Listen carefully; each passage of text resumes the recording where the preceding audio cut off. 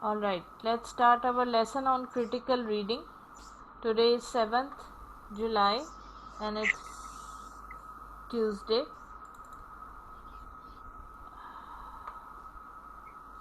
Can you see my screen? Yes, ma'am. Alright. Yesterday we talked about critical reading. Okay. Let's quickly revise what is critical reading. Critical reading is also known as active reading, paying attention to what you are reading, understanding the main idea, discovering the author's purpose, identifying conclusions and maintaining interest in the material. इसकी definition हमने की थी. It involves presenting a reasoned argument that evaluates and analyzes what you have read. Reading critically does not necessarily mean being critical of what you read, claiming that it is somehow faulty or flawed. Okay, ये हमने discuss की थी बात कि critical reading का मतलब criticise करना नहीं है.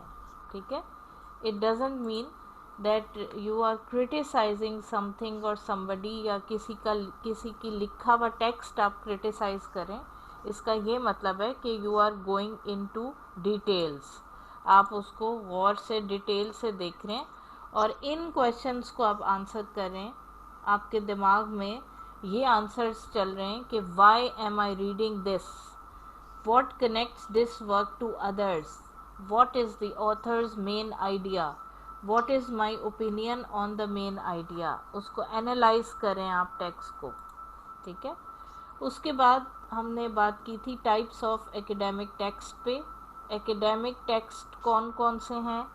एसेज हो सकते हैं, टर्म पेपर्स हो सकते हैं, course work, thesis, dissertations, research papers, creative writing हो सकती है और असाइनमेंट हो सकती है. ठीक है, आज हम जिस टॉपिक पे बात करेंगे वो है research paper.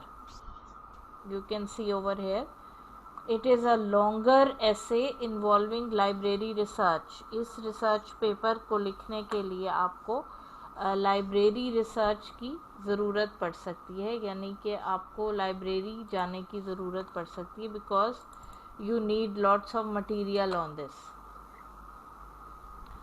All right, let's look at today's presentation.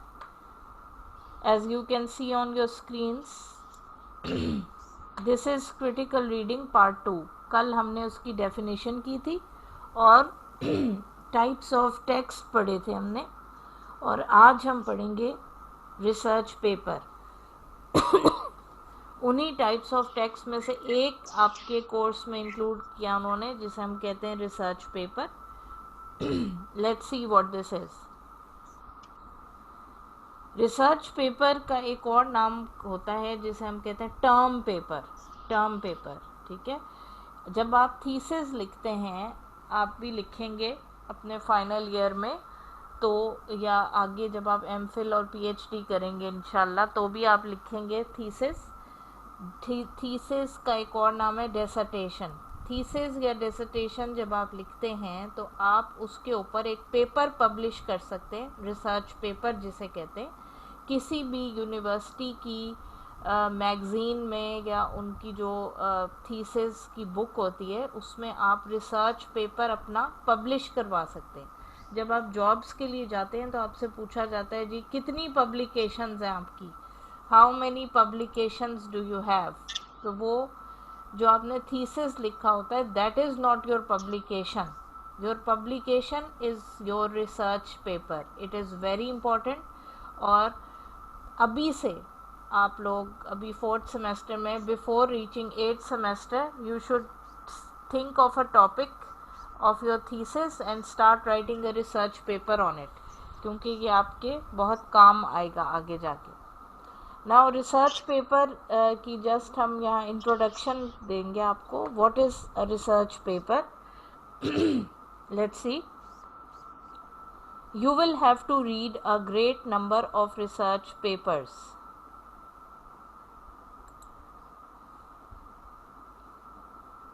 Okay, let's just wait. Somebody wants to come.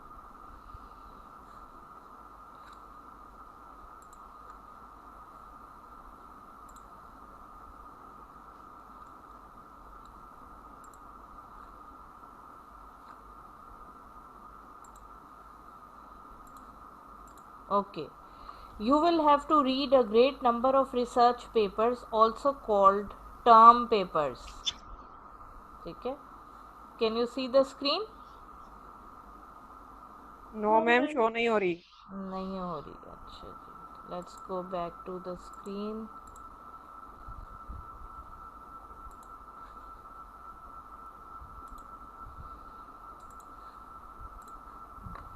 Ji,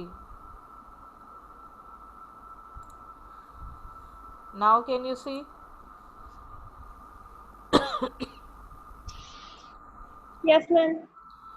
Alright, you will have to read a great number of research papers, also called term papers or just papers, throughout your academic life.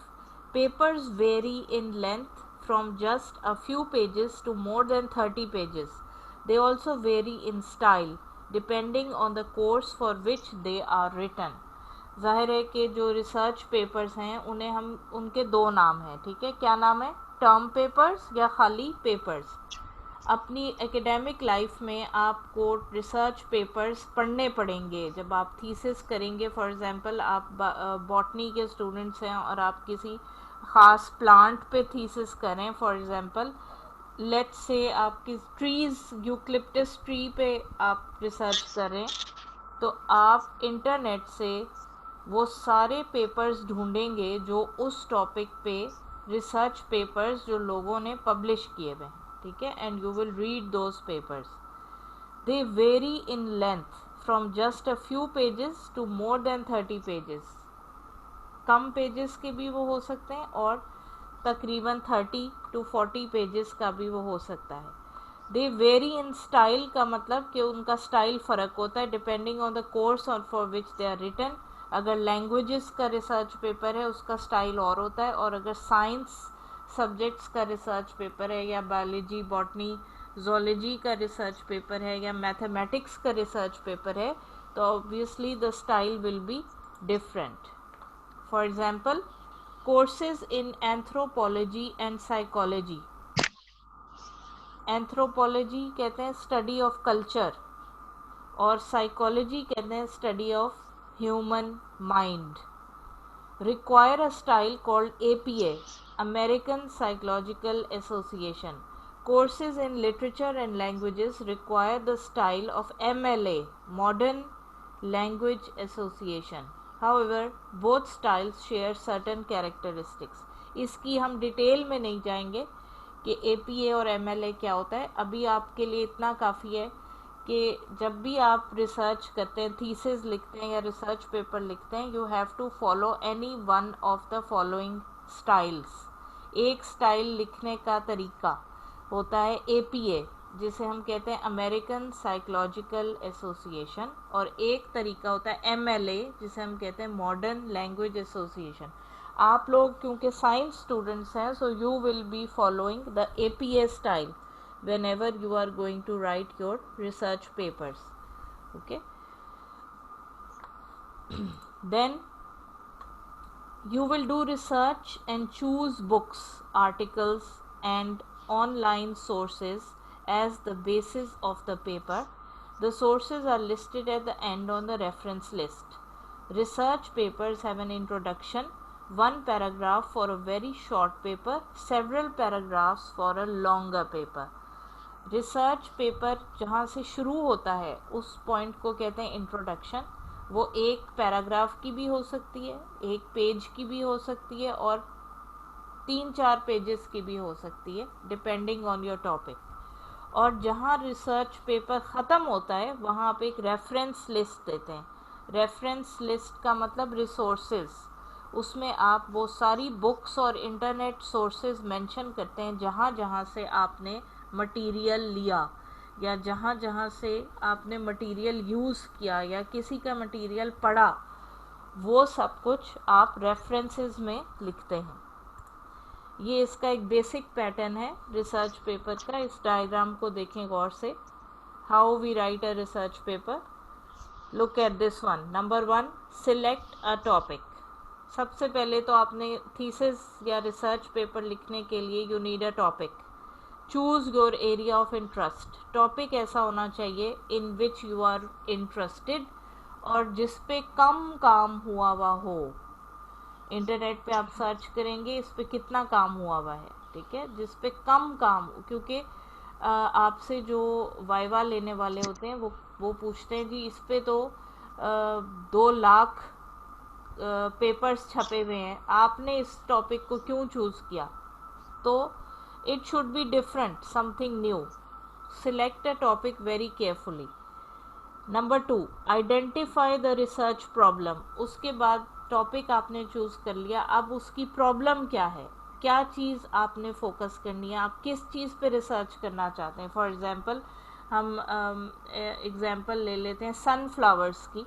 Sunflowers आपने choose किया topic और उसकी problem आपने क्या choose की है कि why sunflowers turn towards the sun. For example this is your area of study, ठीक है। अच्छा जी, collect the relevant data. Third point होता है अब आप उससे रिलेटेड डेटा इकट्ठा करेंगे। डेटा कैसे करेंगे, दूसरों के रिसर्च पेपर्स पढ़ेंगे, लाइब्रेरीज विजिट करेंगे, बुक्स पढ़ेंगे, थीसिस पढ़ेंगे, डिफरेंट यूनिवर्सिटीज़ की रिसर्च पढ़ेंगे, ठीक है, रेलिवेंट लोगों का इंटरव्यू करेंगे हर तरीके से, और ख़ुद फील्ड में जाके ऑब्ज़र्व करेंगे। तो ये जो तरीके हैं डेटा कलेक्शन के, observation, collecting information, interviewing people, reading books, reading articles, this is all the way of collecting data. Analyse that data. उसके बाद आपने जब डेटा इकट्ठा कर लिया, मटेरियल सारा आपके पास है, अब आप उसे एनालाइज करेंगे। एनालाइज का मतलब क्रिटिकली रीड करेंगे, उसे स्टडी करेंगे very carefully. Write the research paper, then you are going to write the research paper. अब आप अपनी रिसर्च लिखेंगे कि आपकी क्या फाइंडिंग्स हैं, ठीक है, अपना पूरा पेपर आप लिखेंगे। तो देखें रिसर्च पेपर एंड में आ रहा है, राइटिंग एंड में आ रही है, उससे पहले हमारे पास बहुत सारे स्टेप्स हैं। Select a topic, identify research problem, collect the relevant data, analyse the data, right the research paper, और उसके बाद आप क्या करेंगे, proof read and improve. Proof read and improve. Proof read का मतलब होता है you will point out the mistakes, spelling mistakes, grammatical mistakes, factual mistakes, जो भी आपने वहाँ गलतियाँ की हैं, और उसे इम्प्रूव करेंगे, डायग्राम्स ऐड करेंगे, हेडिंग्स ऐड करेंगे और उसकी एडिटिंग करेंगे। ये भी वही स्टेप्स हैं। Select a topic, outline the task and prepare an operating thesis, brainstorm all potential sources, find and assess sources appropriate for the assignment. Okay, let's skip this one. ये थोड़े डिफ़िकल्ट स्टेप्स हैं, इसको आप रहने दें। इस slide को मैं डिलीट कर देती हूँ, बस यहाँ तक ठीक है। ये स्टेप्स आप याद रखेंगे, ठीक है, डेटा के क्या क्या स्टेप्स होने चाहिए। All right, now